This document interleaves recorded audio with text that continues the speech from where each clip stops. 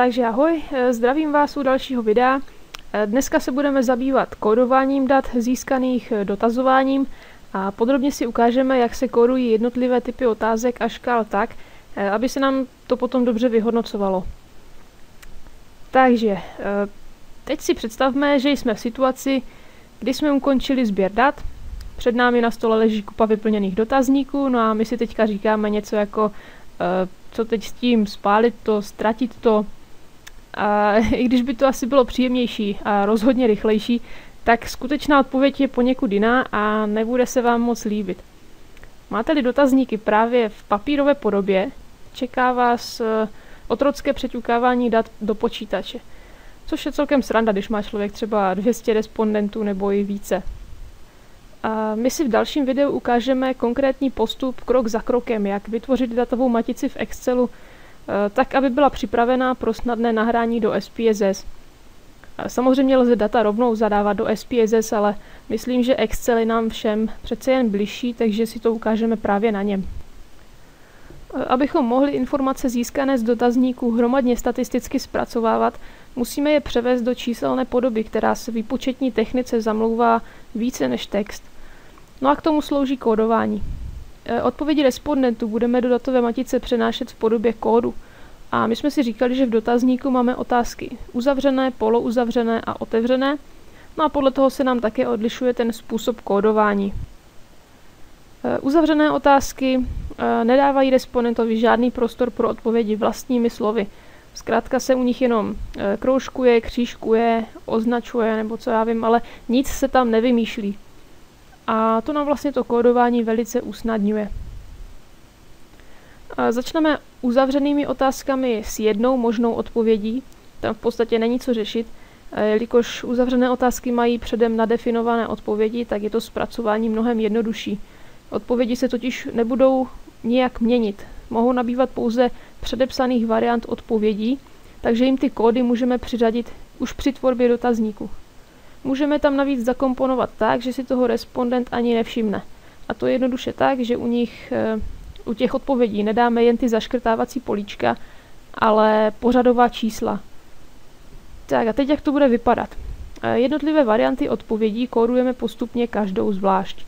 Takže například u bipolární otázky pijete alkoholické nápoje, kde máme varianty odpovědí ano, ne, bude mít odpověď ano, kód 1 a odpověď ne, kód 2.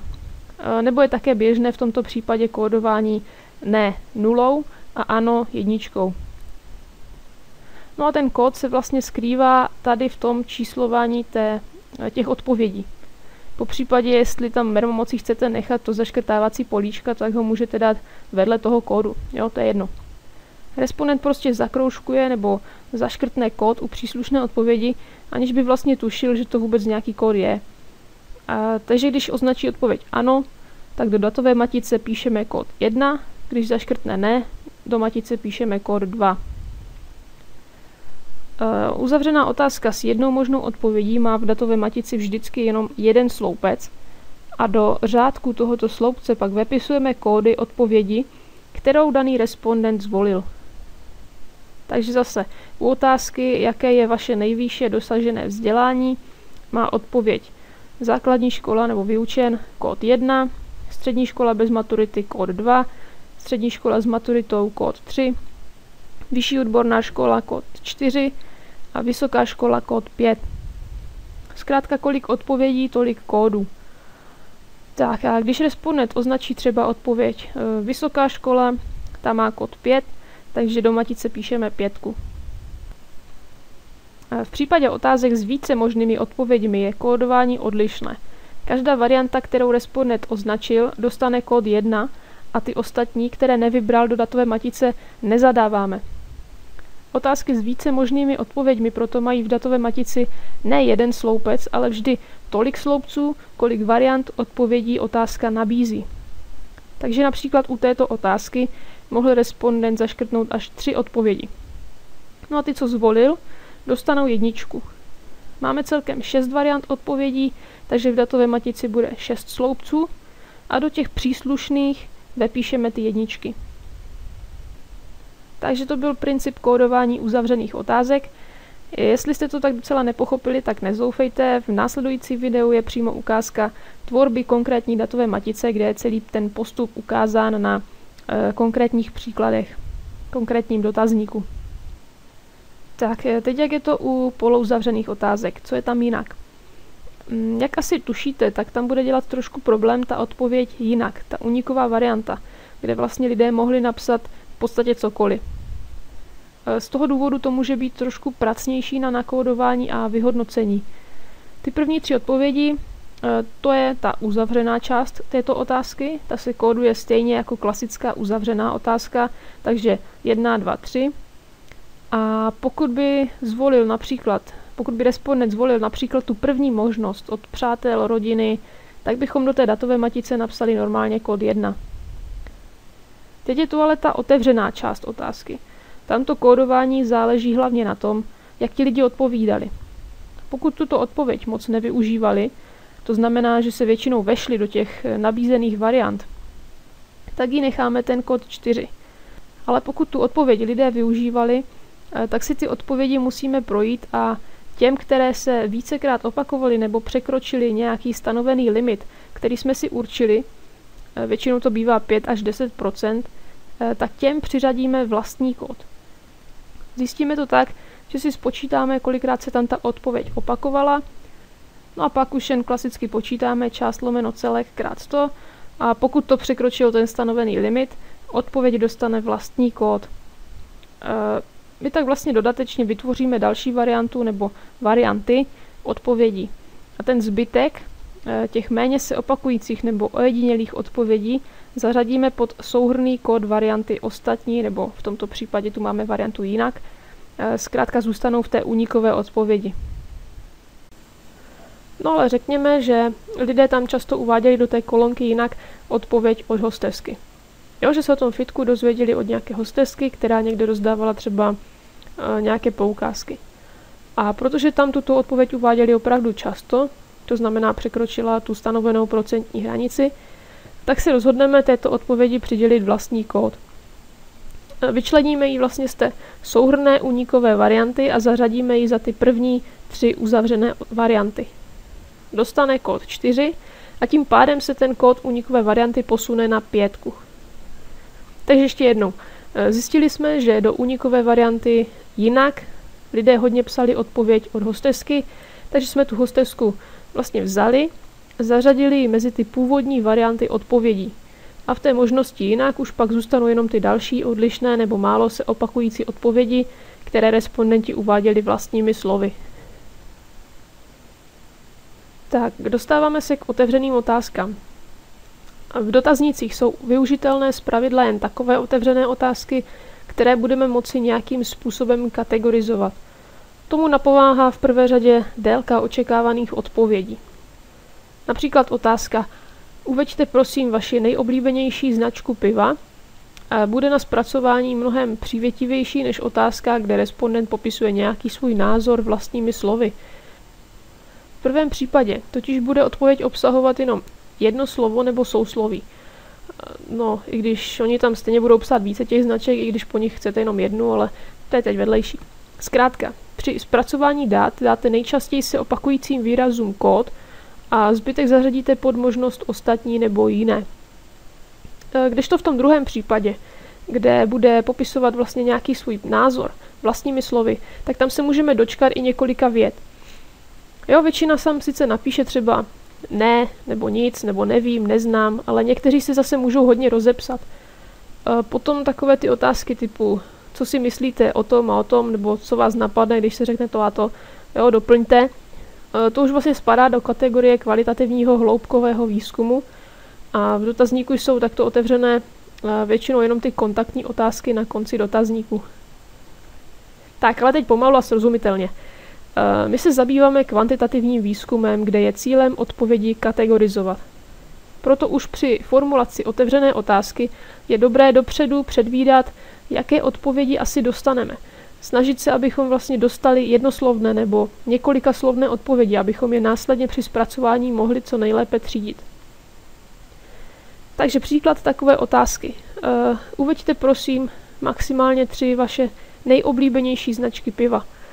Bude tam mít volný řádek, kam vypíšou 1 až 3 značky. No a kódovat se to bude jako otázka s více možnými odpověďmi, takže každé značce dáte vlastní sloupec a těm, které respondent uvedl, přidělíte 1. No ale protože těch značek piva je milion a vy můžete natrefit na nějakého vášnivého pivaře, který vám tam vypíše třeba 20-30 značek, tak se ty méně časté odpovědi, které se vyskytují pod určitou procentní hranici, většinou těch 10%, sloučí do kategorie ostatní. Jinak pokud byste u této otázky chtěli zachovat to pořadí, abyste věděli, co dávali lidé nejčastěji na 1., 2., 3. místo, tak ta otázka může vypadat takhle. A do těch příslušných sloupců vlastně nebudete vepisovat jenom ty 1, ale necháte tam přímo to pořadí, takže 1, 2 i 3. Takto s těma 1 se dají řešit všechny takové podobné otázky, takže třeba otázka, jaké znáte značky piva, nebo vyjmenujte značky jogurtu, které vás nyní napadnou. Jo? Prostě vybereme odpovědi, které se častěji opakují, těm přiřadíme kód a zbytek považujeme za neutrální nebo ostatní. Ten zbytek by ale teda neměl přesahovat tu hranici většinou 10%. No takže to byly takové ty jednodušší otevřené otázky, které se ještě dají statisticky poměrně dobře zpracovávat. Teď se ale podíváme na ty s delšími odpověďmi. Otevřené otázky, kdy respondent vyjadřuje nějaký názor nebo postoj a které mají příliš dlouhé odpovědi, jsou spíše záležitostí kvalitativních výzkumů. Co ale dělat, když už teda nějakou takovou otázku máme i v našem dotazníku? Většinou jsou to ty kontaktní otázky, u kterých se to vyhodnocování až tak nehrotí, ale ony tam můžou být docela zajímavé náměty na zlepšení nebo inovace, takže pokud těch odpovědí není opravdu velké kvantum, tak by to bylo fajn si dát tu práci a nějak to zpracovat. Spíše se ale příliš nespecifikovaným otevřeným otázkám v dotazníku vyhněte, zkuste to řešit polouzavřenými otázkami s vhodně nadefinovanými variantami odpovědí, a nebo ještě líp tedy uzavřenými otázkami a škálami. Takže například otázka, co byste chtěli zlepšit na výrobku XY. Odpovědi mohou být značně rozlišné, jo? Ti lidi tam můžou napsat cokoliv, ale můžeme se pokusit rozčlenit je do nějakých souhrnnějších kategorií, například ekologičtější materiál, delší životnost, větší jednoduchost a podobně. Zase každá takováto kategorie dostane v datové matici vlastní sloupec a kód 1. Protože ten respondent tam nemusí napsat jenom jednu věc, co by chtěl zlepšit, může jich tam dát vlastně více. Proto se to kóduje jako otázka s více možnými odpověďmi. Po případě u otázky je něco, co vám na výrobku XY vadí, můžeme odpovědi zařadit do kategorií například vysoká poruchovost, krátká životnost, složitá manipulace, jo, a tak podobně. Takže jeden respondent do odpovědi napíše třeba vadí mi, že se každou chvíli rozbije. Druhý tam napíše třeba je to šmej, co přestane fungovat každých 5 minut. A obě tyto odpovědi říkají prakticky totéž. Jo? Takže my je můžeme vyjádřit souhrnným výrazem nebo kategorií vysoká poruchovost. Nebo dál. Jeden napíše proužek na rychlé otevření se skoro pokaždé urve a musím to ustřihnout nůžkama. Jo? Druhý stručně napíše blbě se to otvírá a třetí třeba dělejte něco s tím obalem, nejde se do toho normálně dostat. Jo, těch formulací je několik, ale význam je jenom jeden. Takže z toho uděláme třeba kategorii nefunkční obal. Samozřejmě není to nejpřesnější, jo? Ty odpovědi jsou každá jiná a my tím, že je takto zobecníme, přicházíme o tu jejich originalitu. Ale to už je právě to riziko otevřených otázek u kvantitativního výzkumu. Na druhou stranu u těch otevřených otázek se člověk kolikrát dobře pobaví, protože některé ty odpovědi fakt stojí za to, takže doporučuji dát do dotazníku minimálně tu závěrečnou kontaktní otázku, tím nic neskazíte. Pokud tam bude něco zajímavého, můžete to použít třeba jako návrhy na zlepšení, nebo tak, a pokud ne, tak tam třeba bude aspoň něco vtipného. No a pak ještě jedna věc k těm otevřeným. Některé ty otázky se dají rozstřídit do takových hodně obecných kategorií, jako například pozitivní, neutrální, negativní postoj, souhlasí, nesouhlasí, bez názoru a podobně. Takže když budete mít třeba otázku, vzpomenete si, pro jakou značku vystupovala v televizní reklamě Dana Morávková, tak v podstatě očekáváme, že to ten respondent bude vědět přesně, nebo řekne konkurenční značku, nebo to nebude vědět vůbec, anebo aspoň trefí kategorii produktu, když už ne tu značku. No ale tím, že je to ta otevřená otázka, tak se to tam může objevit v různých podobách. Někdo napíše třeba Activia s malým a, někdo s velkým, někdo napíše jen jogurt, někdo jogobela, někdo napíše nevím, neznám, nepamatuju si, nevzpomenu si, zase s diakritikou i bez. Chápeme? Takže proto my tohle všechno zařadíme do těch kategorií, které si sami vytvoříme. V tomhle případě třeba znal přesně, uvedl konkurenční produkt, znal kategorii produktu, neznal. Jo, razem z toho máme jenom 4 varianty. Takže tolik ke kódování těch základních 3 typů otázek. Já doufám, že to bylo dostatečně srozumitelné. Teď se ještě mrkneme na škály, protože ty se v dotaznících vyskytují hojně a navíc se také dobře zpracovávají a lze na jejich základě vytvářet zajímavé analýzy a můžeme tak dosáhnout zajímavých výsledků. Škály mají různé využití. Často se využívají pro vyjádření nějakého názoru, postoje, preferencí respondenta, které bychom jinak nemohli tak snadno posuzovat.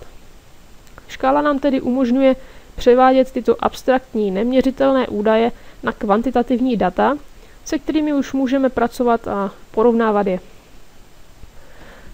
Takže, jak už jsem říkala v předchozím videu, v zásadě můžeme rozlišit škály číselné, slovní, grafické anebo jejich kombinace. Takže jen zopakuju, že se rozhodujeme, zda zvolíme lichý či sudý počet stupňů a zda přidáme únikovou možnost neumím posoudit. A to samozřejmě musíme rozhodnout podle otázky, aby se nám náhodou nestalo, že respondenta donutíme vyjádřit názor nebo tedy ohodnotit něco, s čím vůbec nemusí mít zkušenost. U lichého počtu stupňů zase hrozí riziko, že lidé budou dávat to prostřední, neutrální hodnocení, což nám potom ve výsledku nic moc neřekne. U té sudé už se musí přiklonit na některou stranu, ale obě strany, jak ta pozitivní, tak ta negativní, by měly mít vyrovnaný počet stupňů. Takže číselné škály jsou, co se týče kódování, nejméně náročné, protože jednotlivé číselné hodnoty ve škále jsou zároveň už i kódy. Takže v datové matici máme jeden sloupec, do kterého píšeme konkrétní hodnotu, kterou respondent zvolil. Příkladem takové škály je třeba klasické školní hodnocení 1 až 5. Tato škála se využívá docela hojně, nicméně je poměrně úzká a lidé tak mohou mít tendenci pohybovat se příliš okolo středu. Já jsem si třeba oblíbila 7bodovou škálu, protože tam už se ten odklon od středu může přece jen viditelněji projevit. Ale zase záleží na vás, jo. Zvolte si, kolik stupňů chcete, ale zase to moc nepřehánějte, protože přesnější hodnocení se s delší škálou zvyšuje jen do určitého bodu. Pokud tam těch stupňů budete mít přes příliš, tak respondentům nebude jasné to rozmezí mezi nimi a tím pádem ani výsledky nebudou nic moc. Optimálně se volí těch 5 až 7 stupňů. Jestliže tam přidáme ještě tu neutrální možnost, třeba neumím posoudit, tak te dáme kód třeba 0, nebo nebudeme kódovat a do datové matice to nebudeme vůbec zanášet. To si pak ještě ukážeme názorně v tom dalším videu při vytváření konkrétní datové matice. V případě, že máme v dotazníku sadu otázek, které jsou si něčím blízké, můžeme je seskupit do jedné otázky, takzvané baterie. Typickým příkladem může být hodnocení faktorů nějakého objektu, ať už výrobku, služby, zážitku, koncertu, výstavy a podobně. Pokud otázky na hodnocení spokojenosti respondentů s určitými faktory nakombinujeme ještě s hodnocením jejich důležitosti, můžeme potom vytvořit poziční mapu, která vlastně přehledně poměřuje vztah spokojenosti a důležitosti jednotlivých faktorů pro zákazníky. Vytváření poziční mapy je jednoduché a zároveň představuje zajímavý výstup pro vaši práci a já jsem jejímu vytvoření a interpretaci věnovala samostatné video. Odkaz na něj můžete najít zase tady pod videem. U slovní škály už je potřeba při zpracovávání dat jednotlivé stupně převést na kódy. I zde můžeme jako příklad uvést školní hodnocení, ale tentokrát ve slovní formě výborně, velmi dobře, dobře, neuspěl. anebo taky výborně, chválitelně, dobře, dostatečně, nedostatečně, jo, každý známe. Kódy přiřazujeme jednotlivým variantám stejně jako u ostatních uzavřených otázek, takže výborně 1, velmi dobře 2, dobře 3, neuspěl 4. Jiná slovní škála může být třeba i nadprůměrný s kódem 1, průměrný s kódem 2 a podprůměrný s kódem 3. A nebo různé obdoby vyjádření souhlasu, ať už s neutrální možností nebo bez ní. Takže třeba zcela souhlasím nebo naprosto souhlasím, spíše souhlasím, pokud chceme neutrální možnost, tak i nemám názor nebo nevím, dále spíše nesouhlasím a zcela nesouhlasím. No a grafické škály mají místo čísel a slov nějaké obrázky nebo znaky.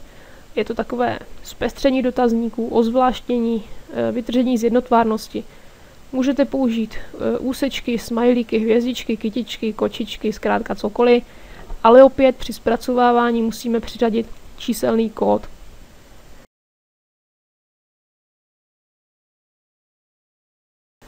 Pak je taky oblíbený semantický diferenciál, což je baterie škál, kdy vlastně máme naproti sobě dva výrazy a respondent označí, ke kterému tvrzení se přiklání a jak moc. Nemusí to být doslova antonyma, a i když lidi vlastně často mívají tendence na jednu stranu dávat pozitivnější tvrzení a na druhou zase spíše negativní, tak to není pravidlem. Například, když takto posuzujeme obal nějakého výrobku a máme tam na jedné straně světlé barvy a na druhé straně tmavé barvy, tak nikde není řečeno, jo, že jedna je pozitivnější a druhá je negativnější. Těch stupňů tam zase může být 5, 6, 7, více už se moc nepoužívá. Tady na tom prvním obrázku máme slovní škálu, takže ji musíme přiřadit kódy. A může to být od minusových hodnot přes neutrální nulový střed k pozitivním hodnotám, anebo normálně od jedničky, jako to třeba máme i v tomto druhém obrázku, kde jsou ty stupně číselné a proto jsou to rovnou i kódy. Jinak kompletní vytvoření, vyhodnocení a grafické zpracování semantického diferenciálu v Excelu jsem zpracovala v samostatném videu. Odkaz máte v případě zájmu zase tady pod videem. Celý proces kódování a vytvoření datové matice si můžete ještě potrénovat shlédnutím následujícího videa, ve kterém už pracuji s konkrétním dotazníkem a vytvářím konkrétní datovou matici. Taky už je tam ukázána celková úprava datové matice před následným nahráním do programu SPSS. Jinak pro dnešek je to vše, díky za shlédnutí a mějte se hezky.